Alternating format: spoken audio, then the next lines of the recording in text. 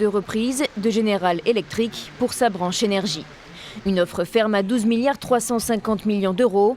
Alstom se donne 4 semaines pour étudier cette proposition. Le conseil d'administration d'Alstom, reconnaissant les mérites stratégiques et industriels de cette offre, a décidé de mettre en place un comité d'administrateurs indépendants pour procéder, d'ici à la fin du mois de mai, à un examen approfondi de l'offre.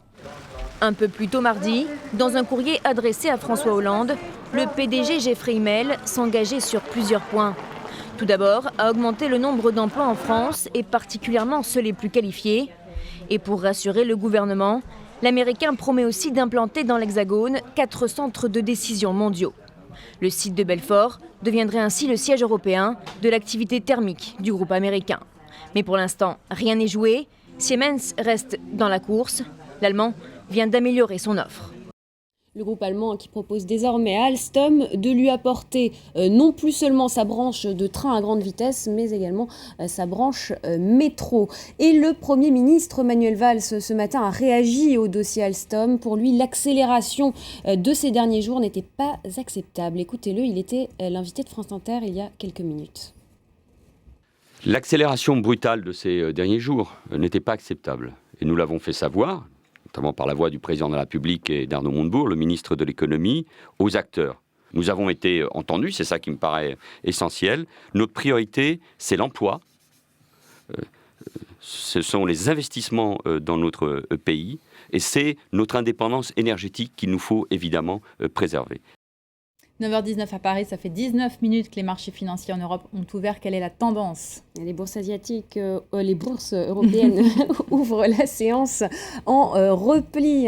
Paris, Londres et Francfort, vous voyez, moins 0,20% pour le FTSE à Londres, moins 0,30% pour le CAC 40 à Paris, moins 0,10% pour le DAX à Francfort. Et côté valeur, évidemment, la vedette du jour, c'est Alstom à Paris qui a choisi l'offre de General Electric sans pour autant fermer la porte à Siemens. L'action est en très forte hausse ce matin, hausse de plus de 10%. Et à noter que les investisseurs surveilleront aujourd'hui le communiqué de la politique monétaire de la Réserve fédérale aux États-Unis qui devrait se traduire par une nouvelle réduction de 10 milliards de dollars par mois de ces rachats d'actifs. Et les places asiatiques, elles, terminent la séance en ordre dispersé. Le Nikkei clôture stable, forte baisse à Hong Kong à cause des valeurs bancaires. On regarde maintenant l'actualité des entreprises en bref et en images. Un Twitter tout d'abord qui publie un chiffre d'affaires trimestriel meilleur que prévu d'un montant de 250 millions de dollars. De bons résultats car ces publicités mobiles ont été plus regardées. Le site de microblogging comptait 255 millions d'usagers actifs mensuels en hausse de 25% par rapport à la période comparable de l'an passé.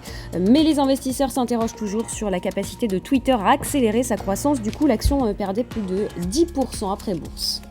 Dans le secteur aérien, à présent, Air France KLM réduit ses pertes au premier trimestre grâce à ses économies de coûts et à la baisse du prix du carburant. Le groupe a par ailleurs annoncé la signature d'un gros contrat en Chine dans la maintenance, sa seule activité bénéficiaire. Et enfin, BNP Paribas a publié des résultats supérieurs aux attentes au titre du premier trimestre dans une conjoncture que le groupe juge toujours peu porteuse en Europe. La banque française a prévenu qu'un litige avec les autorités américaines au sujet de paiements impliquant des pays sanctionnés par les États-Unis comme le Soudan ou encore l'Iran pourrait se traduire par une pénalité financière importante. Et c'est ainsi qu'on referme ce journal de l'économie. Merci beaucoup Claire. En face de vous s'est installée Mounia Benaïssa.